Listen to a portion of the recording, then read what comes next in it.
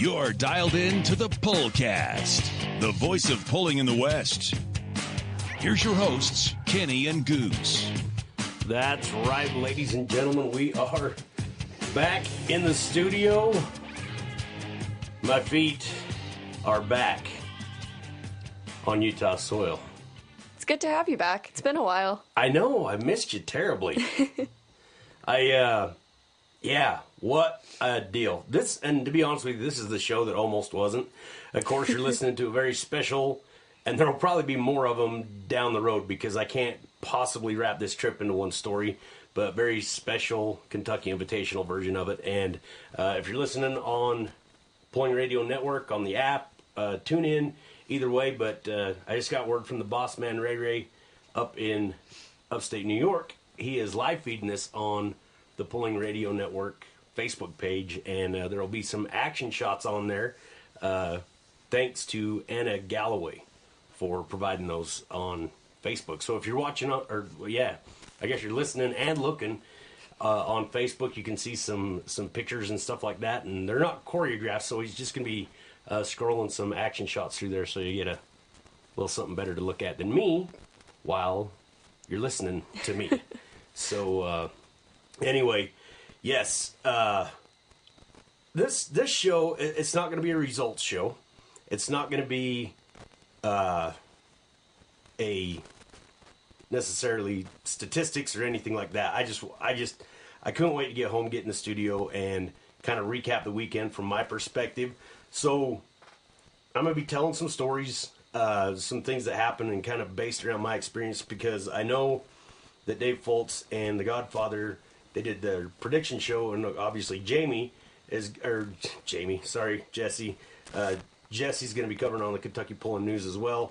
So there's going to be a lot of stats, but I thought, and I hope you all find this interesting, just my perspective of this event, and I hope it kind of makes you understand why I might have been acting a little wacky down there.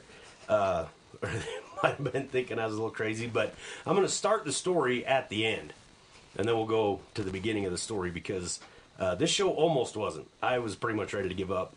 Actually, everything worked out good. Jason Calvert took me to the airport in Cincinnati, flew home. I was nervous about the Blazer, but I thought it was going to be a dead battery. And I'm not sure what happened, but somehow, Goose, you let it get really cold here.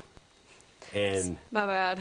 I think the battery is fine, but I'm thinking I got some ice in the line. I did some checking around on there, and it doesn't appear to be an electrical issue, so I think it's a fuel issue, and I think I'm iced up, and the Godfather diagnosed that right out of the gate while I was sitting there. But I got back to Salt Lake International Airport about midnight last night. By the time I finished, I thought maybe the battery was just a little bit low, so you can actually push the button, and the airport people will come and give you a jump start. But that's cool. About the extent of the tools that they have available to help out. So I was out there with a Leatherman trying to do some diagnostics and things, and it didn't work so good. So I texted my buddy that has a wrecker. I texted you, I texted Tiny, and I was just like, hey, I'm not mobile, and I wasn't exactly sure what to do. So but I texted my buddy Mike that has a wrecker company, and he didn't respond to his text, and I was a little not wanting to wake him up in the middle of the night. So it was, I don't know, it was about 30 degrees. So I bundled up and kind of crashed in the Blazer for a little while, but I didn't sleep very good. I was still kind of on a high from the trip overall, but by the same token, exhausted. And Dave Fultz, I don't know, I think Dave, I'm hoping he's taking some well-deserved time off right now and probably not listening to the show, but he called me this morning. We got a conversation started, and I apologize for not calling you back yet, but just kind of a recap of the whole weekend. And I think I was having a dream when he called, because I finally fell asleep. I got a hold of Mike at about 6 o'clock in the morning, and he's like, all right, I'll head out. And horrible weather here, horrible driving weather between here and Salt Lake City, about 80-mile trip. So he's like, all right, I'll head down and I'll come get you. And from that moment, then once I knew he was coming, I think I just must have relaxed, but I wiped out. And I think I slept for about 45 minutes. But I didn't sleep hardly at all last night. Once I was a little panicked on what was going to happen. I mean, I knew everything would work out. But anyway, so I was excited to do the show, and I was like, there's no way. I can't, I'm not going to be able to do this, being up all night and everything. But anyway, Dave Fultz called me and wanted to kind of rehash a few things, and I think I told him I was on a plane or I was having a dream, but it took me a minute to go, okay, shake it off. Where the heck am I? It was because we'd been up a lot, and I mean, I'd slept in. The Godfather let me sleep in a little bit, but for the most part, I mean, we weren't even getting back home, getting in bed after the shows each night until between 3 and 4 o'clock in the morning. And the very last day, we got to Jason Calvert's house at 5 a.m., and the adrenaline was still pumping, and so I don't think I fell asleep until about 6. So just very little sleep that night. Anyway. It makes me kind of laugh that you're complaining about it being 30 degrees when up here, I woke up Friday morning to go to school and it was negative 28 degrees in the valley. So I don't want to hear it. I will argue just a little bit with you on that. You weren't trying to sleep in a blazer. Fair enough. That's true. I mean, it wasn't bad. I bundled up. We don't go anywhere without some sort of provisions like that up here. But anyway, yeah, some funny stories. Todd Stone in the house. Todd's part of my story, and he says, "Hey, Goose." Hey. I got to meet him in person finally. I mean, it's like he's already part of the family. It's like a relative that you've never met before, and so cool. But we'll get to that part of it. But yeah, so tonight I just kind of want to rehash some of this stuff, and I realized, and don't take this wrong, but for those of you that are listening out there, I can't help but think just a little bit that maybe you might take for granted what you have out there as far as the sport of truck and tractor pulling goes. Because when I walked out on that dirt with Dave the first time and saw the rigs that were in there, that I see in the magazines, that I see on Facebook, that I see on television in a lot of cases, it's like I'm in Hollywood and I got invited to a party with a bunch of movie stars. That's how we look at you all out there. So that's why I was kind of the way I was. I was just like, I can't believe what that is. And on any given weekend, because Goose, when you were pulling and we were going every weekend, it's almost all we thought about. It's like, pretty much. It was that passionate. And I'm proud of the pulling that we have out here. I hope I didn't ever convey or offend in any way, shape, or form that I'm not proud of what we have, because we've got some pretty good iron out here. Of course. And these guys are investing every bit as much. But on any given summer night, or at least it used to be, from what everybody's telling me, there's a track in almost every town. Mm-hmm. And you were traveling a long way if you went 2 hours to a pull. Oh, yeah. Back, I mean, that was a long trip. And that's our close ones. Yeah, our close ones are 2 hours. The very yeah. closest one that you ever competed at that's on YouTube is Tremont, which is 20 miles away. Mm-hmm. And then we did a couple here in our home county, which apparently has banned truck and tractor pulling. I don't mind throwing them under the bus for that, the knuckleheads. You know what? And we need to find a copy of that letter, because I actually want to do a show about that. Okay. And I actually was going to bring that into this show, but I don't know if we're going to have time, and I better quit rambling right now and get started. But anyway, just a fascinating. The crew chief. He's like, we threw the crew chief off. Brandon was listening. He anticipates that I start a little bit late, mm-hmm. and I've been down here chomping at the bit, Brandon. This is a big deal. I can't wait to tell the world about all this and my perspective of it. And I'm going to go through a lot of the stories, and I just want to say this up front. If I don't mention your name, I met so many people and put a lot of names with faces, and I'll forget your name, and I'm just going to be straight up and honest about that. But it doesn't mean the meeting you did not mean a lot to me. It was amazing. And so like I say, this show is going to continue to go on for several episodes, and I would be looking forward to a Behind the Holler cast, or Pull Behind the Holler. I don't know how we're going to brand that, but Dave and I'm sure will be doing a show about this and kind of sharing the memories that we had with this. So, and by the way, I want to thank Dave Fultz. Even though he did not hire me, he had the most to lose on bringing me out there. Of anybody, as far as I'm concerned, of anybody, he had the most to lose. He stakes his reputation on this pull.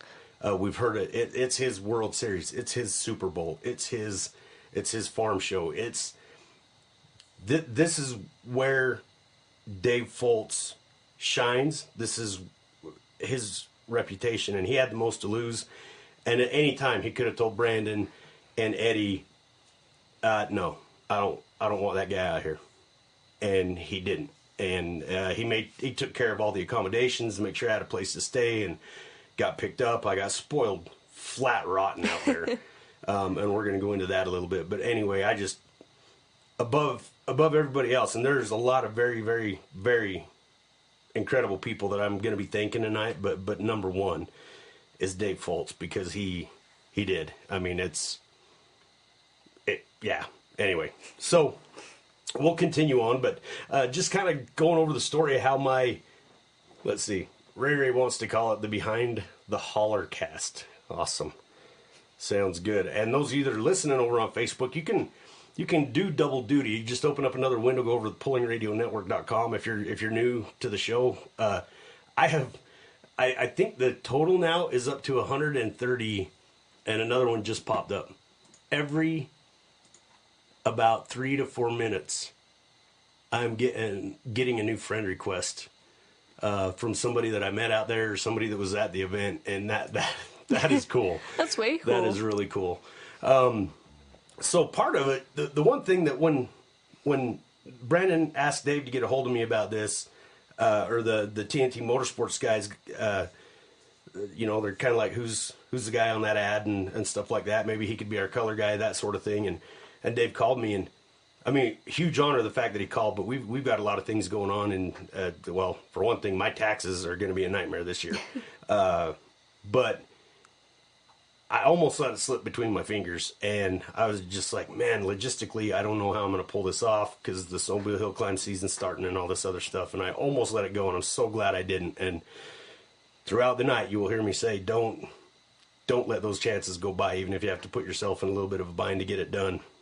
But anyway, we got it worked out and everything, and last thing I'm going to do is discuss what payment was on anything. That's not fair to a promoter or anybody else. So we're not gonna discuss those things. But we got it all worked out, and it came. And the closer we got, the more excited I got about it. Being nervous about it for starters, and I get there. But I left plenty early. I had to drop some posters off in Ogden, but we wound up having a hell of a winter storm come through here. And that was almost a problem, but I left like 4 hours early for an hour and a half to hour and 40-minute drive. Mm-hmm. I used every bit of it. Got to the airport on time. The flight was pretty good.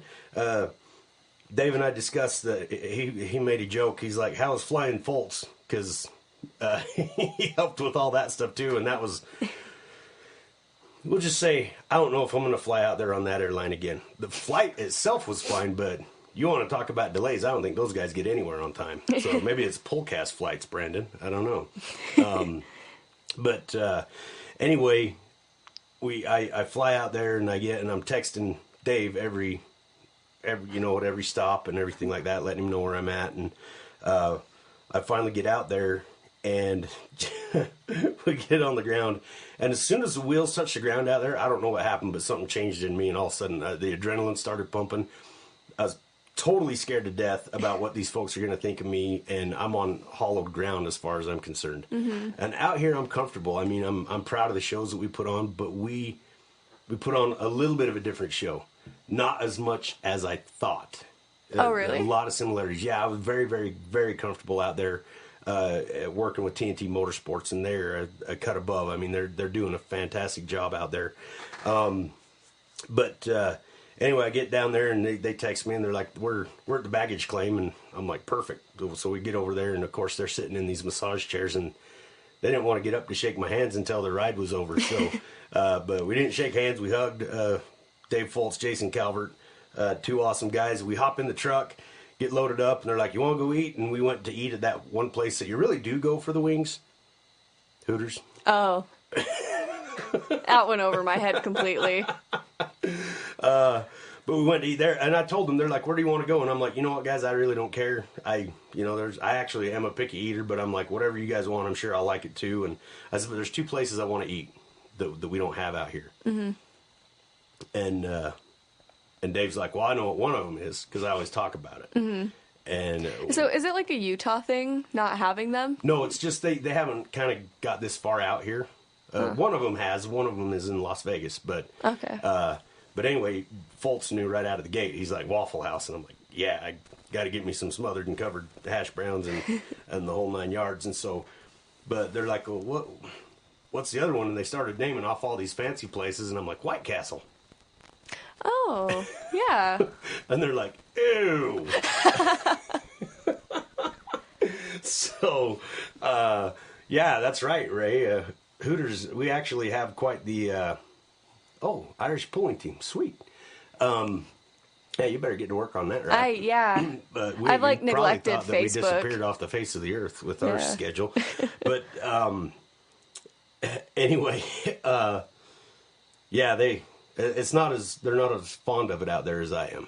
So, but Yeah. you know, when you only get it every once in a while, and I think the last time we went to the farm show, I don't think we managed to do that. No, it was a Waffle House that we missed. So, but those are the two places. Just once, I mean, because it's great once, and then not long after that, you remember why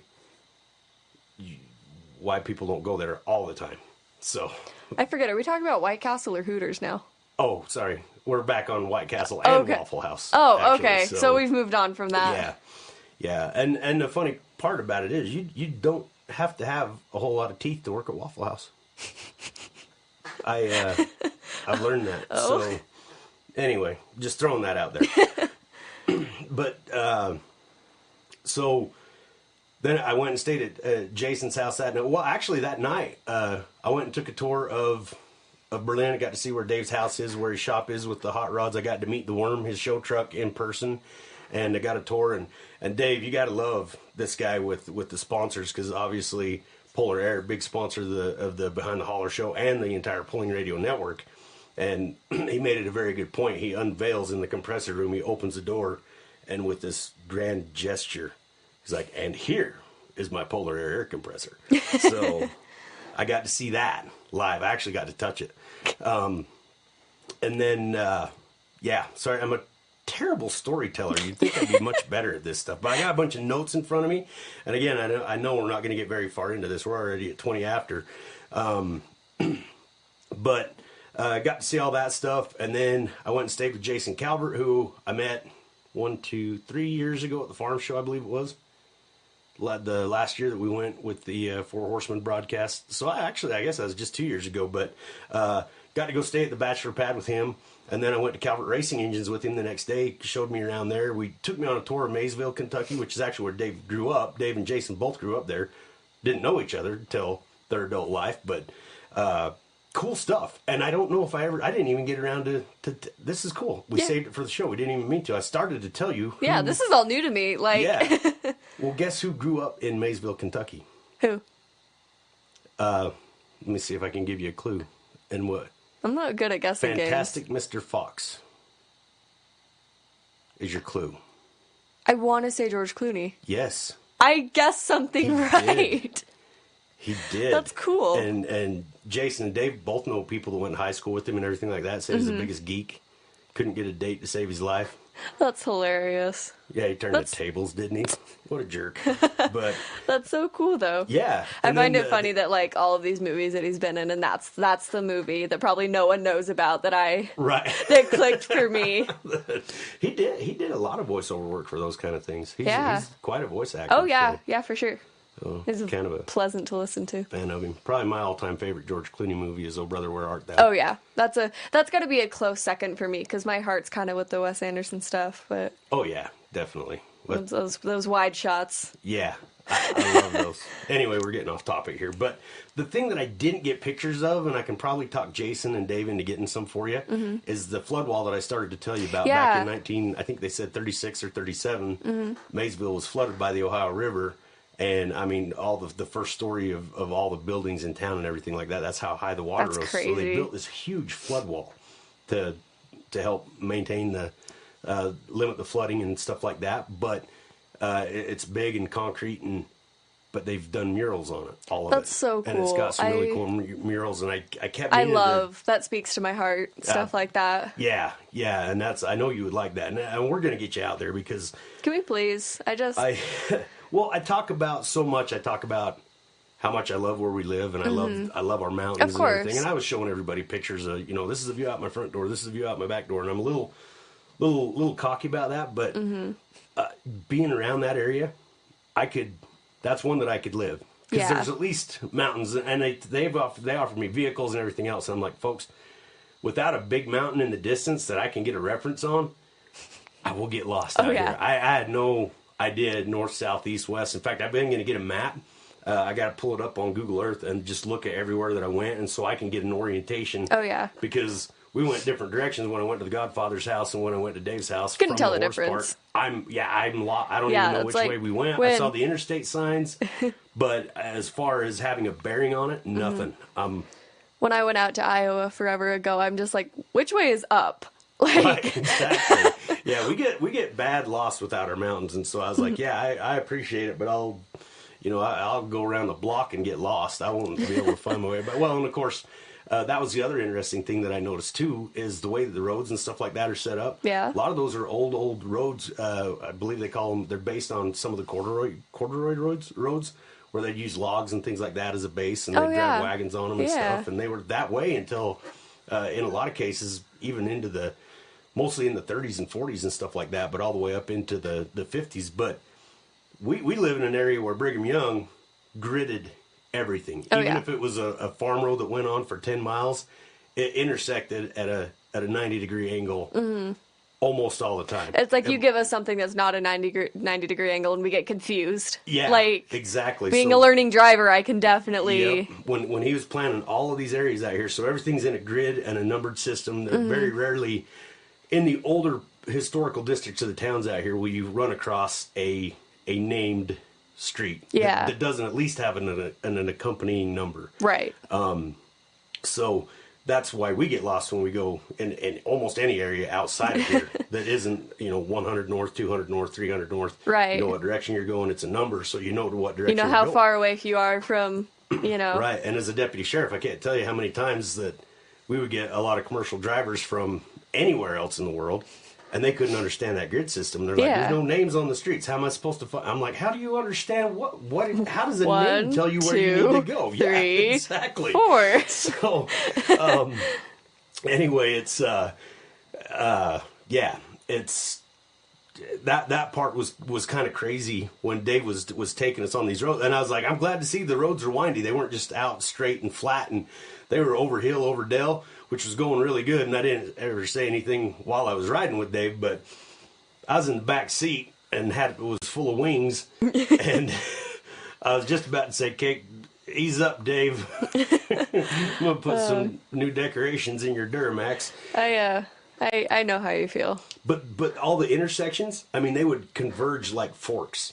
Almost. That's crazy. Yeah. To us, it's so foreign, I would get but so lost. Pretty. The rolling hills. Oh, I bet. And there are mountains out there. Mm-hmm. They're just not the ones that we're able to see, way off in the distance. You're kind of on them and you're going over them and things like that. So, that part of it was really different. And these are just crazy observations. I don't even know if I verbalized all that much. I did to some folks, but not a lot. So, Godfather's in the house. Better behave. But, Ray's making fun of my view out the back door about the junkyard out there, which I'm cleaning it up. We're getting down there a little bit, but so anyway, taking a tour of that, and then Dave came pick me up at Jason's Calvert Racing Engines and gave me kind of another little in-depth tour, showed me where he lives. So I kind of got a double dose of Maysville, which is great because I would go back there 4 or 5 times. Just cool buildings like we're not used to. The history there, you got to understand, the history there is 50 to 100 years older than it is here.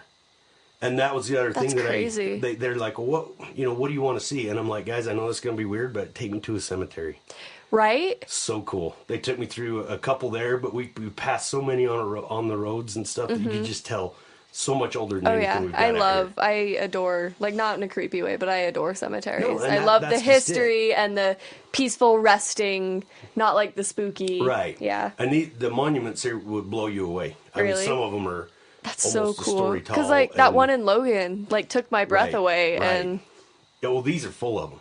full of that kind so of masonry cool. work, and it was, yeah. So, and this is the thing is, I thought that I had seen Kentucky because we'd been out to the farm show I think we went out there 3 times. I haven't been out there at all. I know. I know. Cough, cough. But I got to see a good chunk of Kentucky now and understand so much more. Yeah. And it was awesome. I loved it. And then I had there's this little store there, and this is what I was afraid I was going to forget the name of the store, but there's a little store out there that has world famous country ham. Oh, really? And it's a little store. I'm trying to think of one that I could give you an example of. But original wood floors, even old refrigerated cases up front. Yeah. Itty bitty. And you wouldn't think that they were smoking hams out back and sending them all across the world. That's cool. And all it was 2 pieces of bread, just piled as much as you could imagine with cold ham. Oh my gosh. It did not need a single other thing. I'm a cheese guy. I put cheese on. Cheese. Sometimes I put cheese on cake. Yeah, I mean, exactly. I love cheese. This sandwich did not need it at all, and that's what Dave's like. Hey, we're gonna go. You got to. I don't try this. I don't love ham. I'm not a huge ham fan, so that makes me want to try it. It's like, can you convert me with this ham? Maybe we can get some exported out here. Now that I got family in Kentucky, we might be able to get that done. So Dave takes me to the horse park. Mm-hmm. And for those of you that don't know, I've made it pretty clear. I used to train race horses, and I've seen that place in pictures. I've studied it, and we pull in, and as we're coming into the area, here are these rolling hills with wooden fences and paddocks and big white barns with green roofs that I've seen. That this is Kentucky. This is what I have seen about it. We're in bluegrass country. And I'm just like, oh, in fact, I snapped a picture because I knew Brent Hill would appreciate it. So, and that day, it was still pretty warm. It hadn't started snowing or anything like that. Blue skies. Mm-hmm. The grass stays much greener out there in the wintertime than it does out here. Interesting. And so, I mean, it was, I'll show you the picture. Well, maybe I did. I don't think you did. I know I sent you the picture to Man of War, but. Yeah. So yeah, I sent it to Brent Hill, and he's the guy that a lot of the songs that I play before and after the shows, a lot of those are Brent Hill's, and he thought that was just great. But he's been out there. I mean, he's been out around Nashville a lot and everything. But he was the guy I had to share it with, and but then we pull into the horse park, and you can see right when you pull through the first roundabout, you can see that statue of Man of War, mm-hmm. And I'm like, Dave, I just need a moment. I'm like, you can come if you want, but I've just got to go over there and mm-hmm. pay homage to Man of War, and just that was another one of those big trigger moments that it's just I had all this emotion rushing through me, and I'm just like, holy cow, I'm here. That's so cool. And not just as a tourist, which was really cool. So yeah, I was kind of confused when you first sent me that picture because I got the caption before I got the picture, and it said Man of War, and I'm like, that's a jellyfish. Oh, I was so confused. But yeah, just to be there, and the guy that I used to work for has since passed away. But I mean, mm-hmm. just thinking, oh yeah, he's watching me. He sees. Yeah. I made it here. Not horse related, but anyway. So that whole deal was just nothing short of incredible. And then we go into the back door of the arena there, and this is where I started getting nervous because I'm just like, what are these guys going to think of this? Cowboy looking, big mustache. I'm like, this is where I'm afraid. And I'm not going to lie, I almost anticipated because I knew where I was. And I know, and again, I'm proud of our pulling out here, but I know what it is compared to what it is out there. Yeah.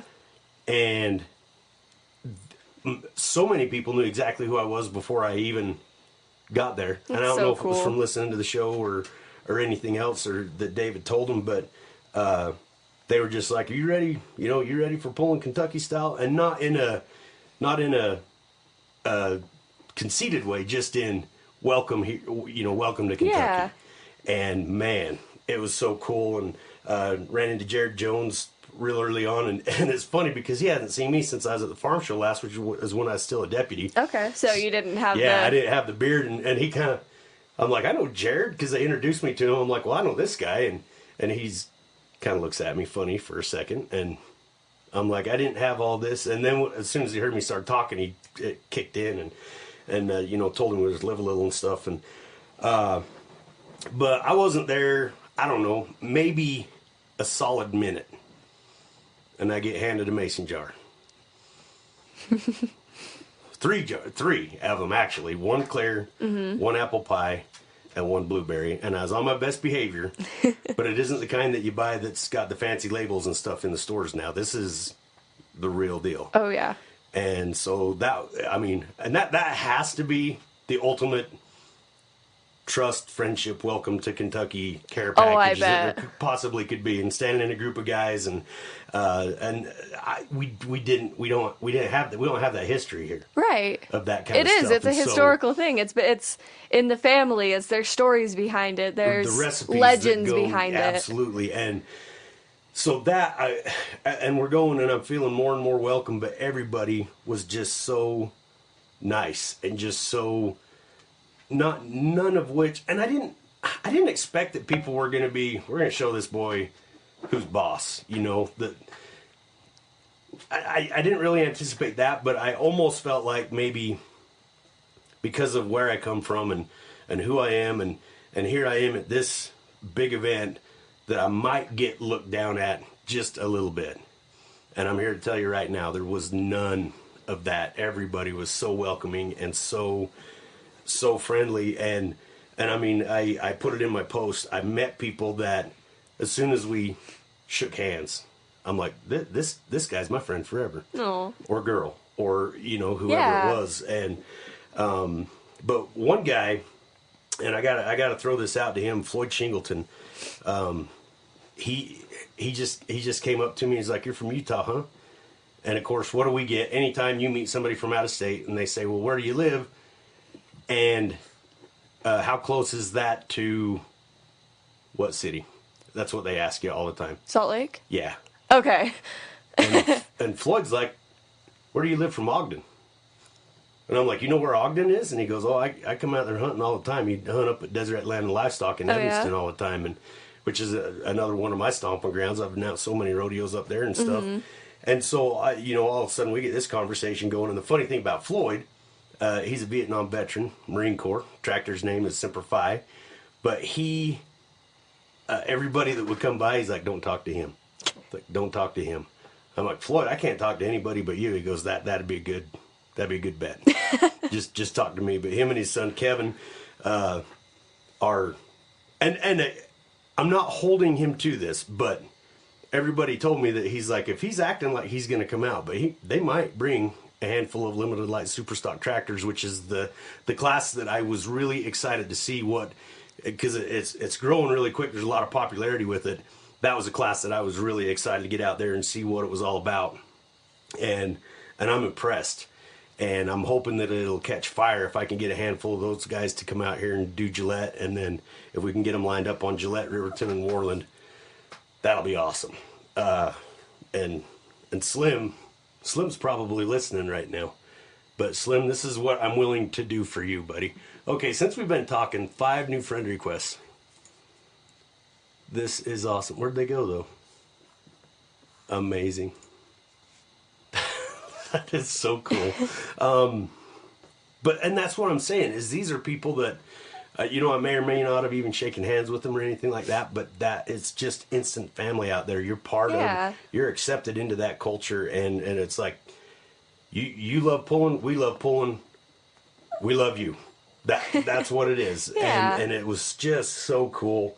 Steve Dye, another guy that just sat down. I mean, he'd known me for about 5 or 10 minutes. We sit, well, not even that long, and we're in this conversation for 20, 30 minutes. Like we went way back. Yeah. And so that was pretty cool. And again, this is the day before the pull even started and the staging.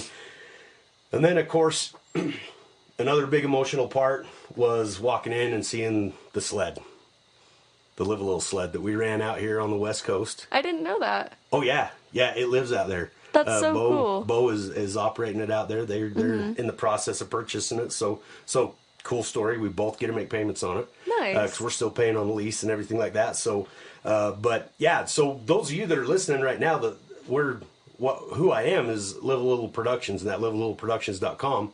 We promote motorsports and truck and tractor pulls, and we got a freestyle moto team. We're getting into concert promotion and things of that nature. So we do we're kind of the TNT of the Western United States, and we're a full-time company that does that, and so it's cool to see that sled, and it's, visiting with them and everything. They're they like the wrap. They're expensive to swap out and everything, and I hope that I'm proud of it, and so I hope that Coda's happy that I'm home, the dog, but won't he come up on your lap? No, I went to pick him up and he ran away. Okay, quit. But no, that sled is near and dear to my heart, and I'm so glad that those guys, man, they speak sled out there. But I got a curveball thrown at me because they were the Thursday night. There was a lot of resets on the sled and everything, and I'm used to Spencer, kind of one and done in it a little bit. And I was like, man, that looked like a pretty good deal. Why are they having a hard time? Well, they weren't having a hard time. They know what they're doing, but they just, to make sure that show was the best that it could be by Friday and Saturday night, they were dialing that thing so that it was right in the sand pile, which you don't know what that is. They call it the beach, the sand pile, or whatever. But at the end of the track, to make sure that, for safety purposes, they'll put a big dirt berm at the end of the track. And it's there for safety, but when somebody puts their front tires on that sucker, crowd goes wild. It's a big deal. That's cool. It turns into a beach party. And this here again, I'm hoping that you guys are enjoying the show because, oh, great, Skylar's in there. But Goose is waving at you, Skylar. But that is something we don't have that out here because we're usually doing it. We don't have any dedicated tracks. Sublimity is one, but they also do some, I think, like team ropings, or at least used to do it up there. And then Live a Little Productions built the second one in Idaho Falls, which people just simply didn't come out to it or anything like that. Right. So, but anyway, no, it was so cool to see that and to be announcing with that again. And if I'd have been paying attention, I'm like, I got a crew shirt that matches that sled if you guys want to wear it. And they did. And then, but it was, by the time we got it all coordinated, it was too late. We had to get to work. And I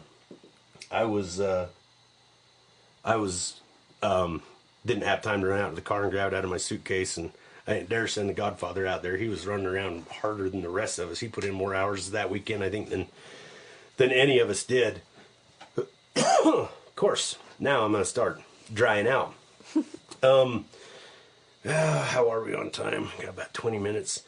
But again, when I walk in there and I see all those two-wheeler stages, these rigs that I've seen on TV, and if not on TV, the pictures of them, and hearing everybody else on the Pulling Radio Network talking about them, it's just like, I'm here. That's my Hollywood. Yeah. And that's how big a deal it was for me. So for the first time, after I got to meet Todd Stone and Jason Gibson in person, and I got to see the Pulling Radio Network Young Blood two-wheel drive super modified in person, and I got to see it before he sold it. It's Georgia bound. The new owner was there, pulled with it, qualified for Saturday night, and now it's headed to Georgia. That's cool. And Jason's building a new one. But speaking of the Georgetown Mafia, we get done and kind of get everything set up there, all the introductions. I got to meet Eddie and Brandon, and great guys, and they don't put up with any bull crap when they get the job done, which is so refreshing, because it's hard to work with somebody that pussyfoots around stuff. Oh, yeah. And I know that makes me hard to work with, because sometimes I'm not as direct as I should be. I've gotten a little that way on the show here, but as an announcer, I try to be, Mr. diplomacy and stuff like that. But it's just so cool to see stuff get done and a hard line drawn, and you know they listen. Yeah. And they will evolve the sport, but if you're just doing it to waste their time and stuff, it's no holds barred. And when you're there to work for TNT Motorsports, this is what they want done, and you do it. And it's nice though. You know what I mean? It's great. But by the same token, both of them kept telling me and Dave that it's like, that's what you guys do. You handle that. You get with it. And so it was fantastic. And then and then I got to see Joy Frazier again. But then we go with the Georgetown Mafia, and I meant to write it down. I found it online because I know I'm going to say it wrong. Galvin's in Georgetown. That's the hangout for the Georgetown Mafia. Okay. And this place is something else. I'm pretty sure it's mostly an Italian restaurant, but the pizza there is to die for. Remember when I used to talk about the Tap House all the time off the strip in Vegas? Yeah. Where it's just, no... Bless you. Thank you. It's not a super fancy facade or anything like that. It's just kind of a come-on-in type of place. But the pizza there is just incredible. And it was funny when Todd told me, he's like, the pizza here is really good. He's like, you remember that homemade pizza that your mom used to make? And you remember the pizza that I used to make? Oh, yeah, of course. Yeah? And he's like, it tastes just like that. And the Tap House is the only other place that I had it. And that was great. I ate till I about foundered there. And Skyler, I'm not going to lie with you. Oh, Spencer, #1 sled operator. I heart that sled. Oh, boy, you might just get knocked down a peg or two by using that as your username, Spencer. I don't know if Bo's on here or not, but hey. No, never mind. I'll get myself fired if I say maybe they're looking for a new sled operator. And then Skyler will kill me. But anyway, now I lost my dang train of thought. Pizza, yes. But yeah, so I had a slice of pizza, and then I had a Reuben sandwich, and they are not stingy. And then I had I believe Dave calls it the Georgetown Hooch. It was ordered for me. And it's lemonade and Buffalo Trace. All the bourbons and stuff like that are most of them. Yeah. I mean, Kentucky they've got a Bourbon County out there that we drove through a couple times. Okay. And distilleries all over the place out there. And so, but this is one that I'd never heard of, but I'm a fan. Big fan. Yeah. So then me and the Godfather go home, and I got to throw out a great big thanks to Johanna, the Godfather's wife. She is just great hostess, both of them. So comfortable. And then their little dog that I sent you a picture of. That's whose that was. And I sent you pictures of that Cooper. wasn't fair. That wasn't okay. Well, I wasn't about to send you pictures of the big cats that they have. Oh. Because I knew where that'd start. But anyway, so that went really good. I know I'm just skipping over stuff so much. I could seriously talk about this forever. And like I say, I'm sure that me and Dave will be doing a show about this pretty quick. But just all of the drivers, super awesome. And then the moment that really just about knocked me off my feet, I told the Godfather, I'm like, because I says I really want to do an interview with Dr. Tim Messer about the Thin Blue Line pulling truck. And have you had a chance to watch that yet? No, I was We'll watch I it was right looking after. for it. Gator and I were looking for it the other day, but I couldn't find it. Like 100,000 people have seen it, and you can't find it, and Nope. you're a teenager. I don't Facebook, and it's Oh, not that's because right. I think I'm too Yeah. cool. It's just like I don't. It's just not your thing. No. Okay. It stresses me I'll out. let you off on that. But the part that just about knocked me off my feet was when I went up and I asked him if it would be okay to do that. And I went to introduce myself, and I'm like, hey, I'm Kenny Eggleston. I have a podcast. And he's like, oh, I know who you are. Almost went weak in the knees. And Doc, if you're listening, that's why I just about couldn't talk for a minute, because I'm like, you know me?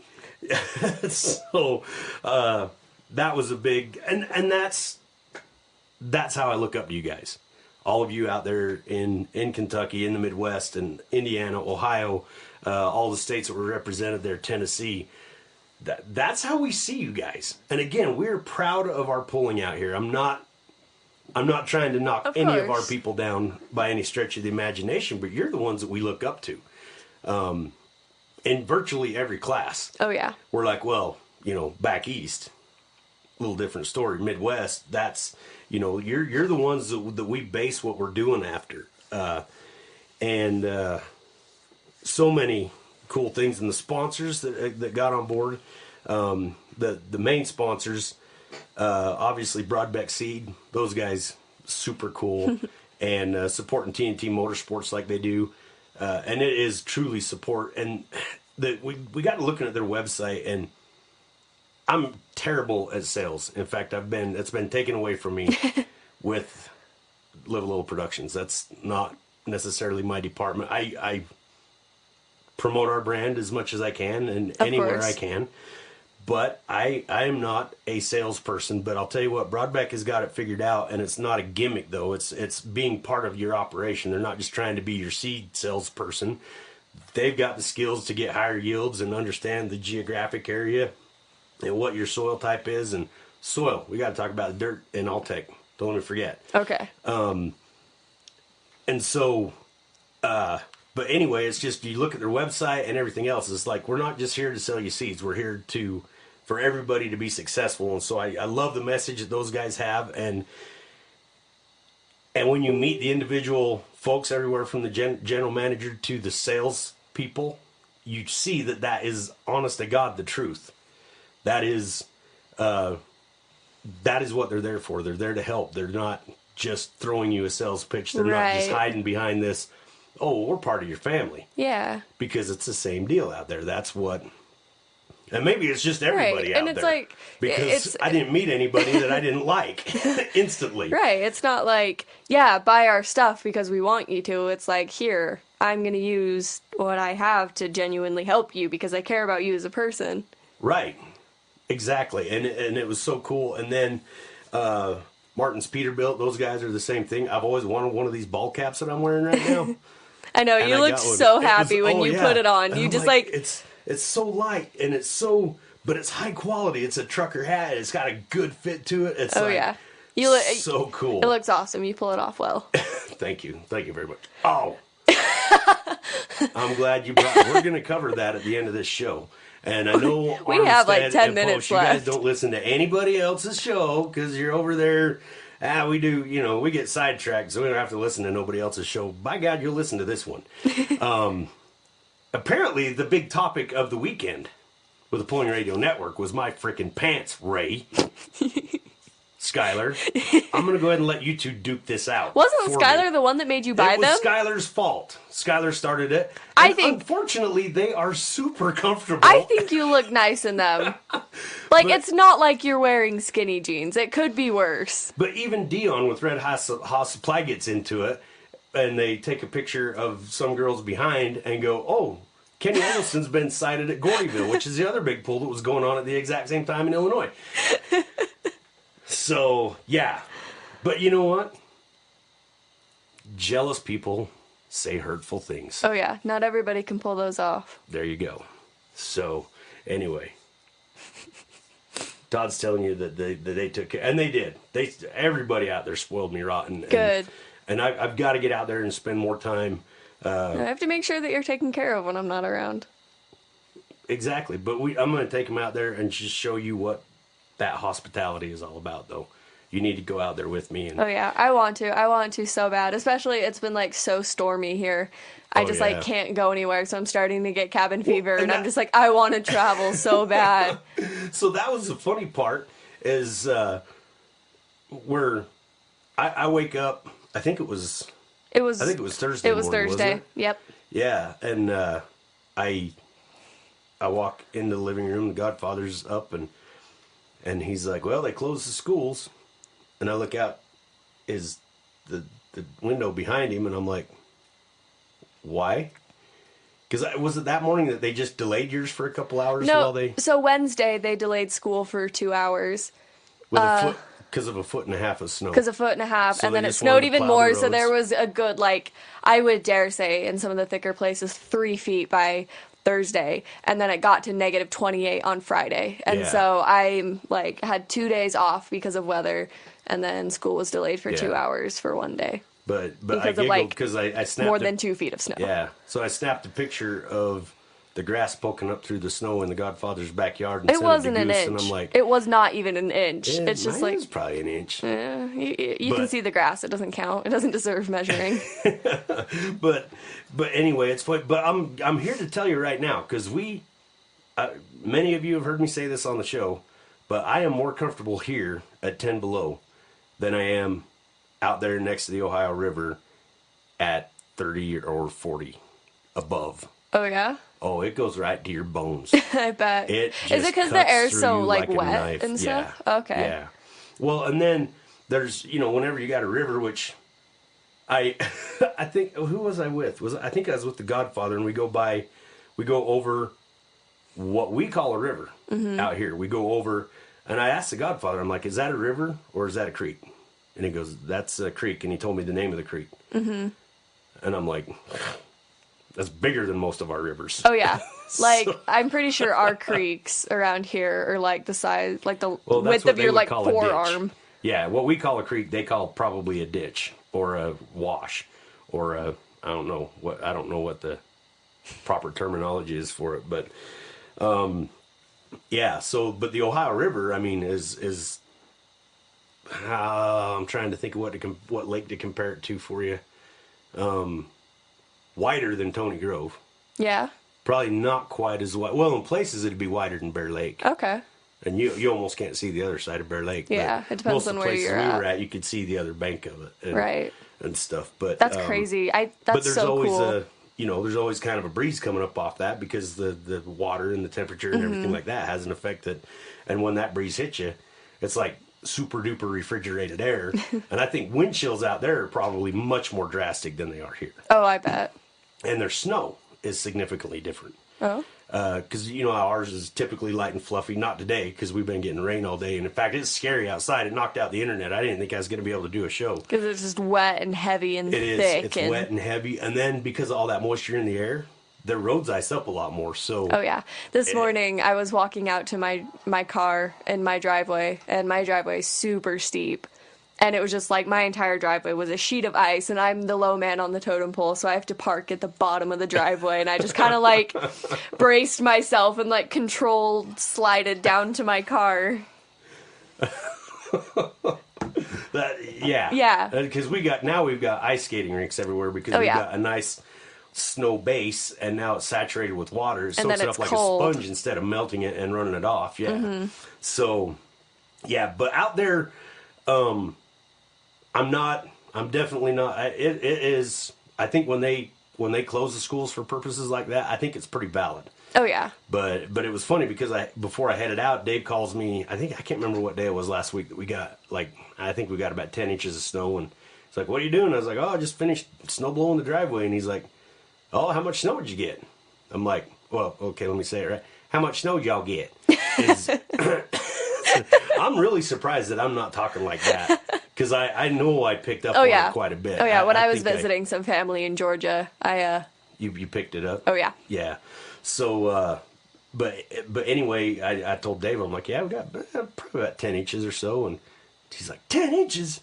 He's like, they buy out the store of bread and milk and everything, and I'm like, that's not a big deal here, but Yeah. But the thing about it is, when there's a fair amount of snow on the road, you get 5, 6, 7 inches. It's scary when you get 2 or 3. Yeah. But you think about us, when we get 5 or 6 inches on the road, there's actually more traction to it. Oh, yeah, because it gets packed down rather Yeah. than just like making it super wet and icy. Yeah. It's just another layer. You can get going. You can keep going a straight line. Stopping is a challenge. Oh, yeah. But for the most part, as far as maintaining momentum, it's different. But we're not here to talk about the weather. But going back to Dr. Messer and doing that interview and everything, and that was so cool because a good buddy of mine, Lonnie, was retiring that day. His retirement party was that day. And obviously I wasn't able to make it to his party, and so I kind of gave him a shout out on that. And I'm getting pictures from Todd Stone at Alvin's. You see that big Reuben sandwich right there? Oh my goodness. That's like bigger So than good. Coda. And that is the Georgetown hooch. The glass right next to you? Yeah. Maybe you ought to send those. I'll send those over to Ray. See if maybe he can make them part of the show here. I don't know if that's possible, but I don't think there's any shows behind us. So if we go a minute or two over, but I'm probably boring everybody to death with just this geeking out over. Well, and the funny part about it is, and again, I look up to all the pullers this way, but with Dr. Messer, you used the term once, the fangirl thing, like when you fangirl. It's a verb. Mm-hmm. No, you're right. Verb. Fangirl, yeah. It's something that you do. You squeal and you get excited and you're just, He knows who I am.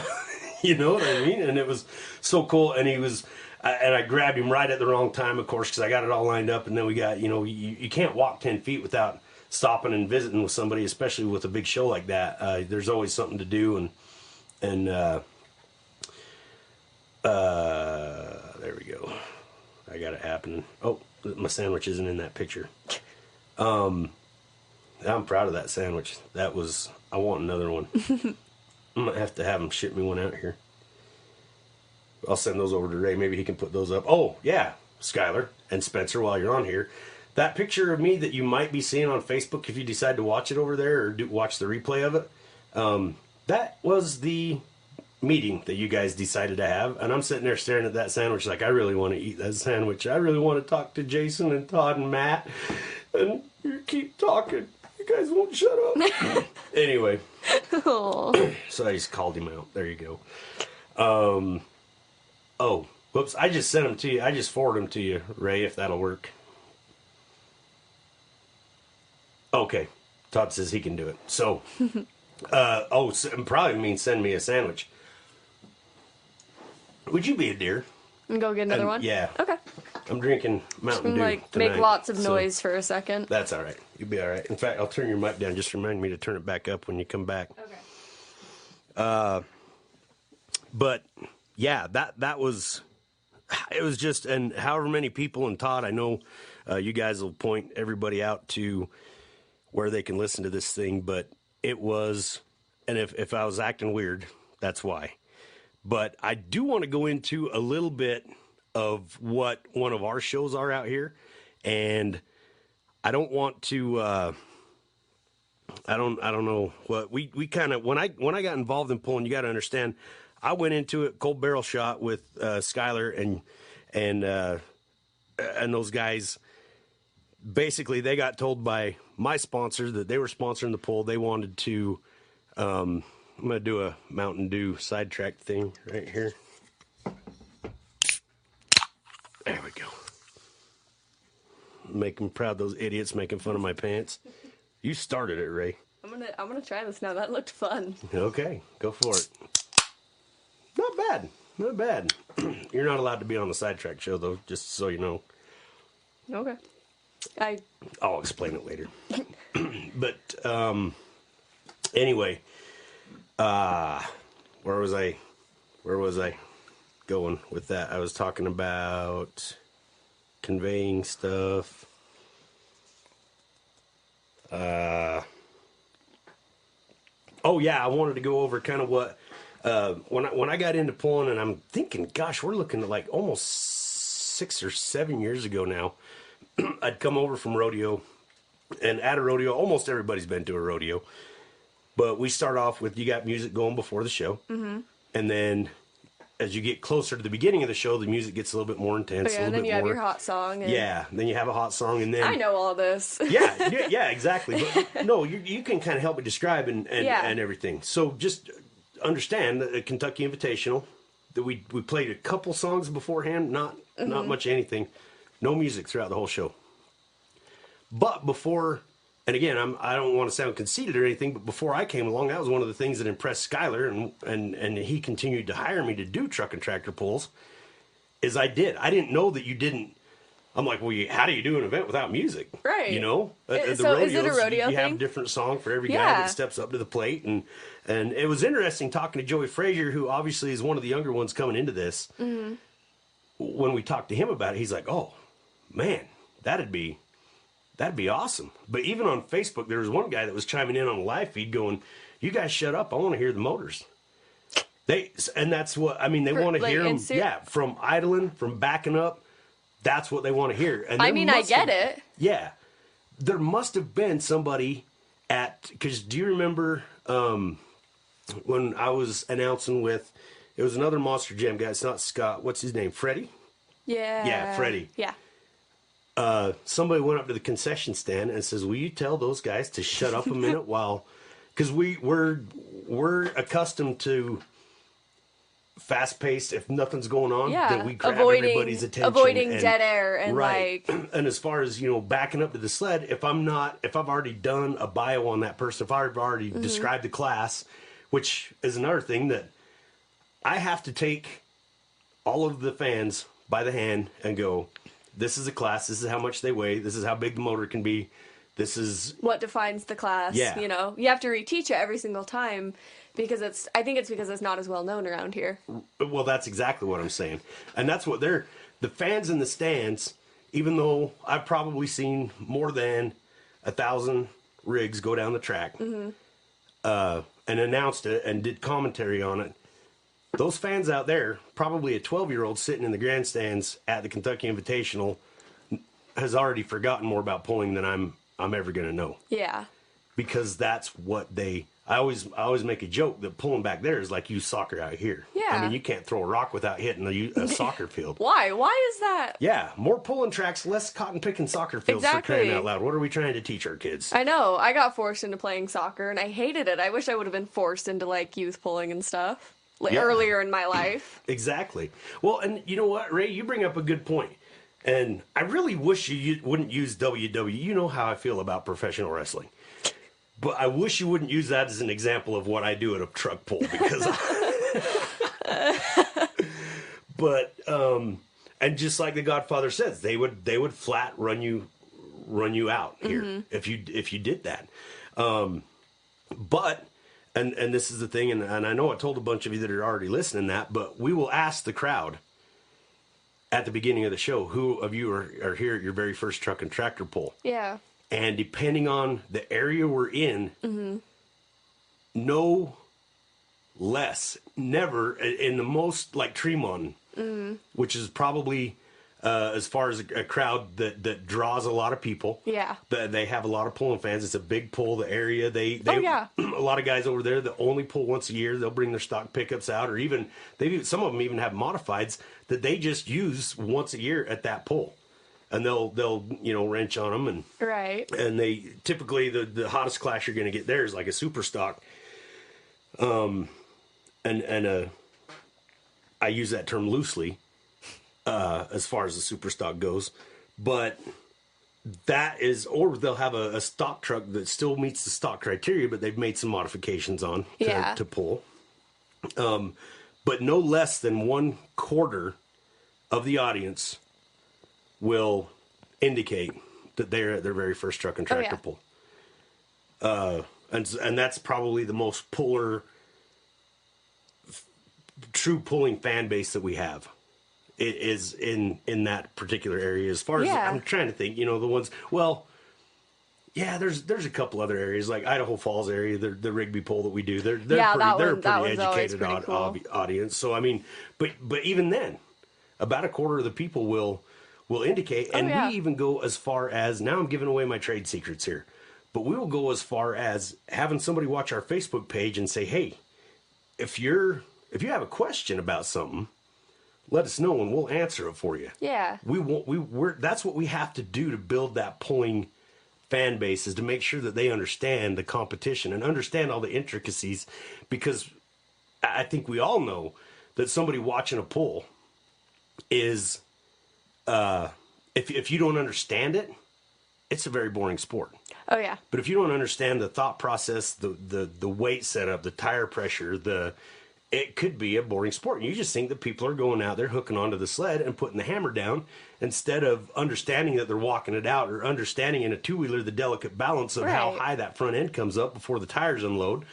And that's the cool part, is that I got to learn that as I was watching it. But and then the other thing that we do before we actually start our opening ceremonies and stuff, I will walk out on the sled and we do in fact, you pre-recorded. I wonder if I could find that really fast. But I had you pre-record it. When you were like 12 years old. Mm-hmm. Oh, this might be fun. I'm gonna find it. No. I'm actually like comfortable hearing myself now, so don't reverse but you that. Said you did it so good. Let's see if I can find it though. Because we called it Pulltech. There it is. I'll be danged. No. Well, shoot, so, it's 10 after. It looks like we're out of time. Yeah, no. Ray, are we bugging anybody if we... Oh, Ray's got the notepad out. Okay.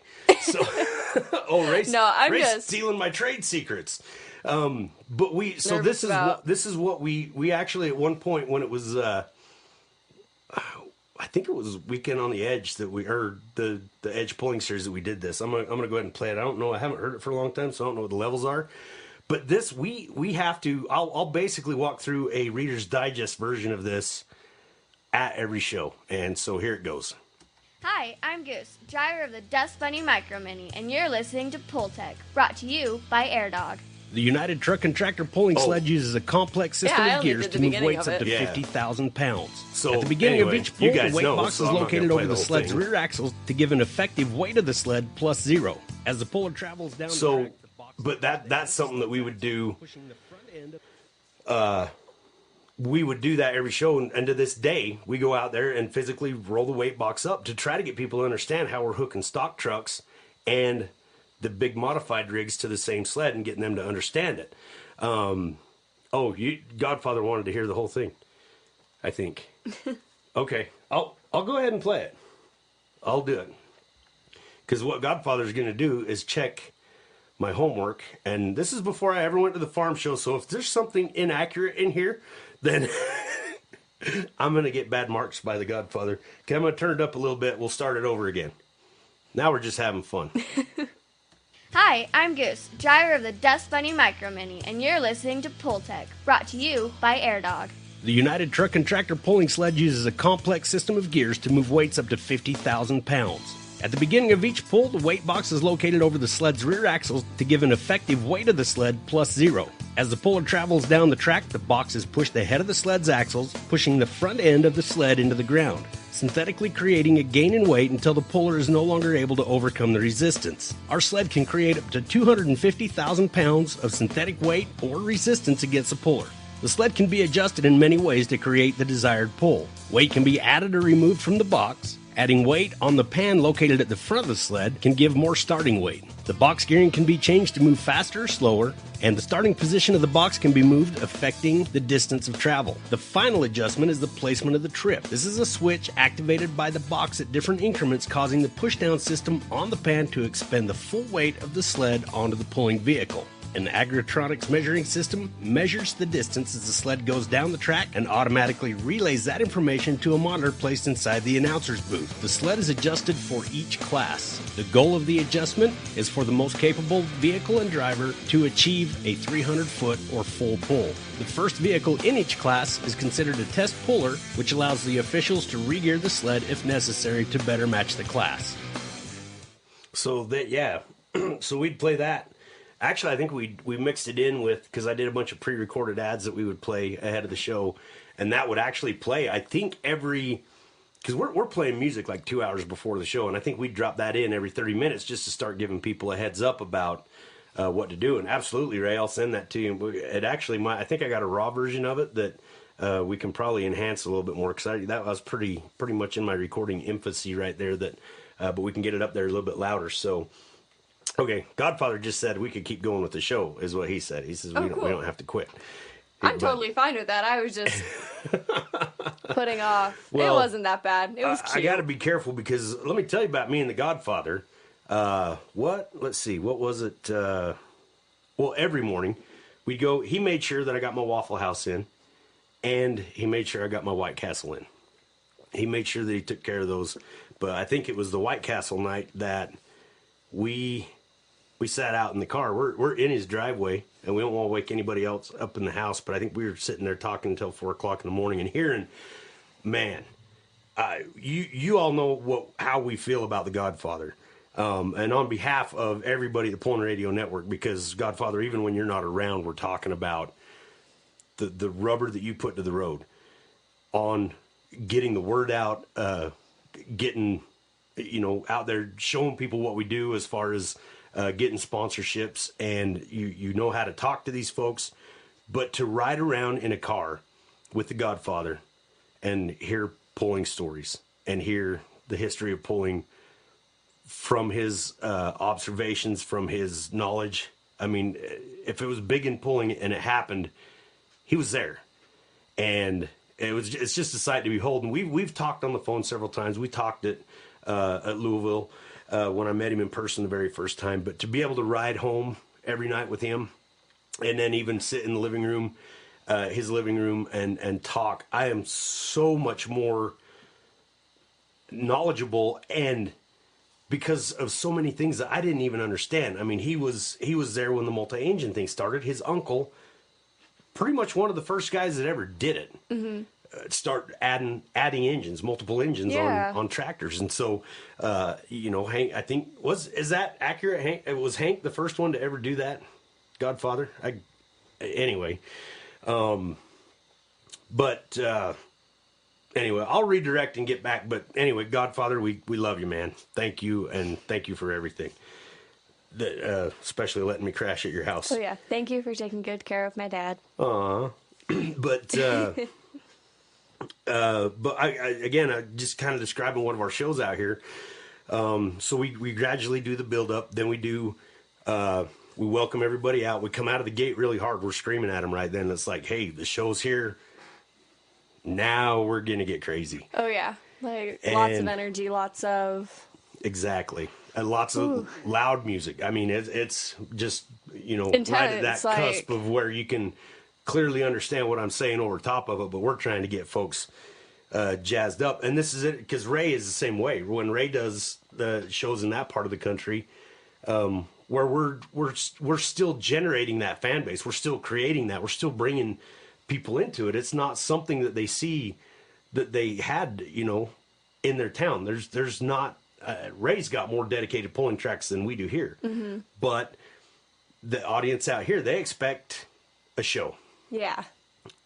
Built around the pull. Right, because I don't, since we have so many people that just, go to their hometown shows or are new with it, they don't necessarily follow it. Right. They're there for that show and to be entertained. Right. And I'm not saying that other ones aren't entertaining, but that's our focus is a little different. Exactly. And I will say, because it sounded like I was taking credit for being the first one to putting music to the pulls out here. I was definitely not that person. I was just, when United was looking for an announcer, I thought that was part of what you do, because at rodeos it's the exact same deal. You do different kind of music, obviously. You're not, right. Well, actually nowadays they are. It's full on heavy metal to get a show started. Oh, yeah, with a rodeo, but there's another association up here that wasn't United, that they actually had a DJ. One of the guys that set up the stage for our Royal Bliss concert, the band that we played before we started the show.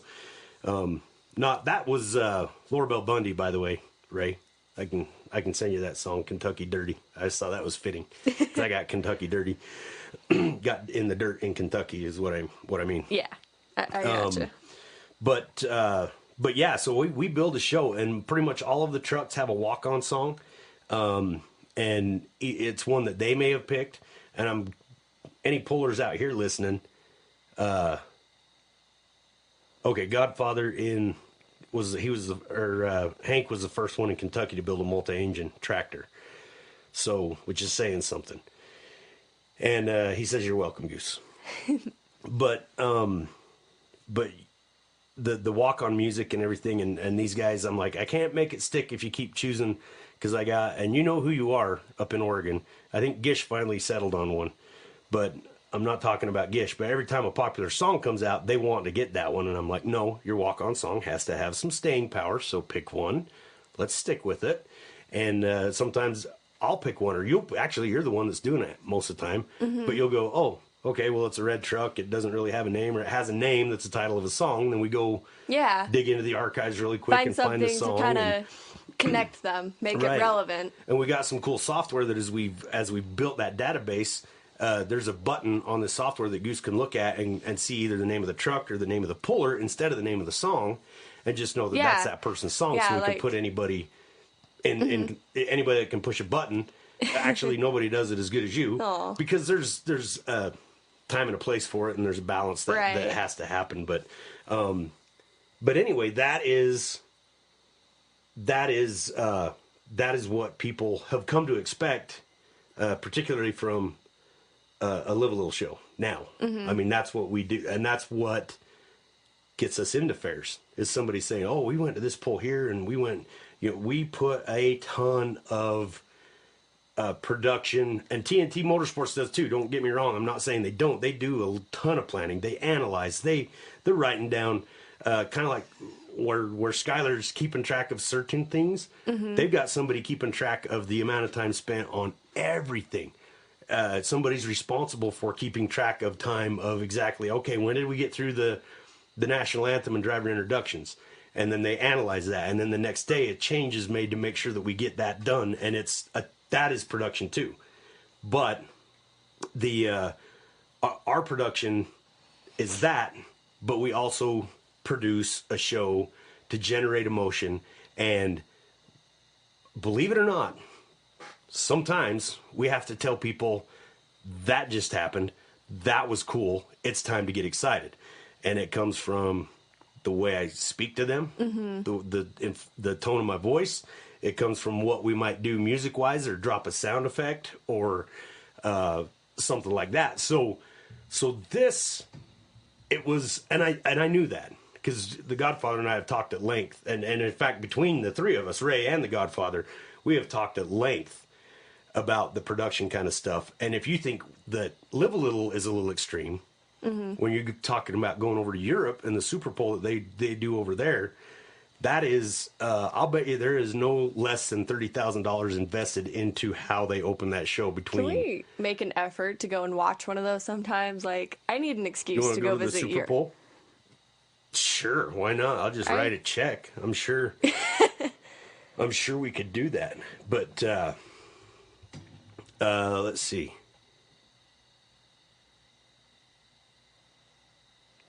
Man ahead of his time. What does he think? I was just looking at Ray's comments there.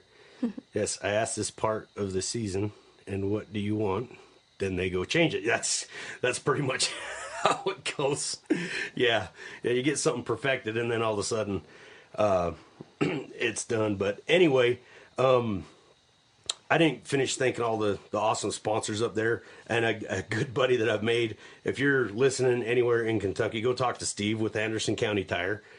He is such a cool dude. He was one of the first vendor interviews that I did up there, but came out in a big way to support the Kentucky Invitational, Wild Turkey. That the first time that ever happened to me. Wild Turkey whiskey. American Honey, which gives me 20 minutes of talk time. That was the sponsor of the event. Oh, cool. That doesn't happen in Utah, folks. Yep, no. So that was cool. And who am I missing? Wild Turkey. Oh, Gator made trailers. And yeah. Oh, yeah. How did I miss that? I have to tell Gator there's a trailer named after him in Kentucky. But they were doing some killer show deals up there, and I guess they gave Dave and I credit for actually selling a trailer at the show. And I don't know if there was any more, but they had some show specials on the trailer that Dave and I were standing on. But you guys probably see this too, a lot of wherever you're at. But there's a lot of trailers that are built, and it's kind of a cookie cutter. Like you go from one manufacturer to the next, and the gussets are in the same place, and they're made out of very similar materials and stuff like that. These Gator made trailers are something else, I'm here to tell you. And they're not just gusseting stuff to make it heavier. It's heavier where it needs to be, and it's and they compensate with being lighter than, which takes a few extra steps. And I don't want to call it the engineering process, but it's just built right.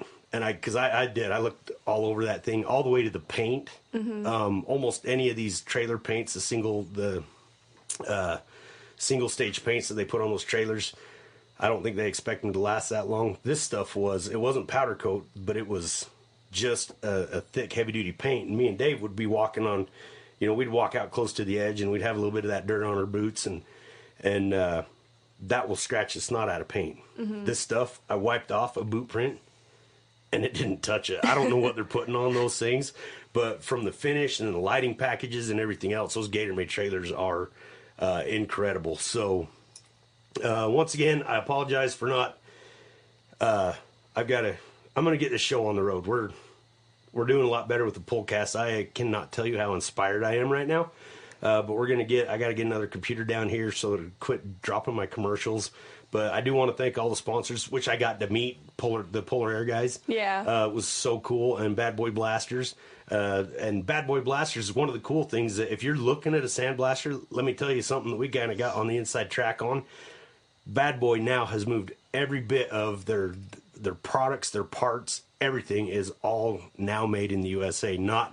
They were always assembled in the USA, but it was a decision that they made, I think, within the last year, and they're like, you know what, it's the right thing to do, and they want to do it. So Ray's talking about planning to go to Ahoy and cover the Super Bowl. So maybe Goose, you could do some technical stuff on that. That'd be so cool. We'll just load up the PRN jet and get on it. But man, thank you all so much for listening to my rambling. I'm excited and expect a lot more to come. Make sure you listen all week long. Godfather, he needs a break. I don't know, but I would imagine Dave, I know, is spending a lot of time with the little one tonight because he has not had an opportunity to do that over the last few days. He has been dedicated and at Lexington, so he might listen to this next year sometime, leading up to the Kentucky Invitational. But I would expect a show with Dave and I to kind of hash some of the stuff out and talk about some of the differences. We had a great conversation this morning, with the exception of the fact that I was not sure where I was when he called me.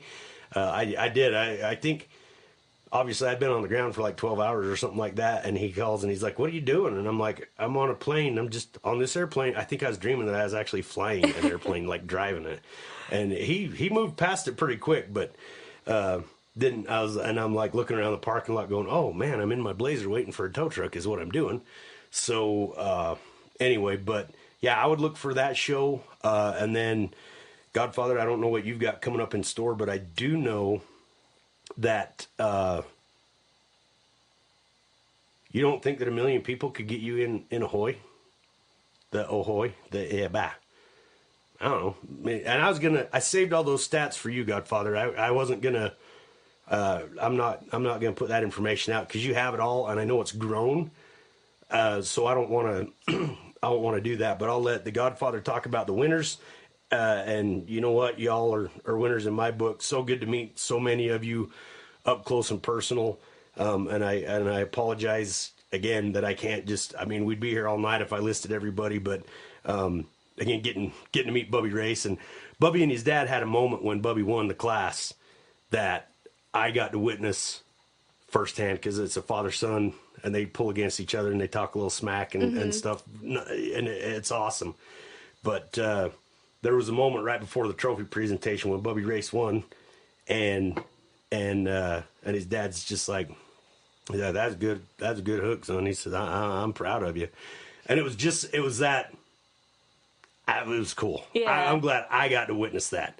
But yeah, so I'm going to leave a lot of the statistics on the broadcast end of things, and just know that the Godfather, I think he put in more miles than me and Dave combined, running up and down, running around, making sure that all the broadcast stuff went good to make sure that everybody got to see it. And again, we did do an actual live feed video of the entire show Saturday night, which obviously we didn't advertise that. And you know what? Maybe it'll be there next year, maybe not. But at $20 a ticket, if you don't go, it's not the same. That broadcast there is for people that can't make it to the show.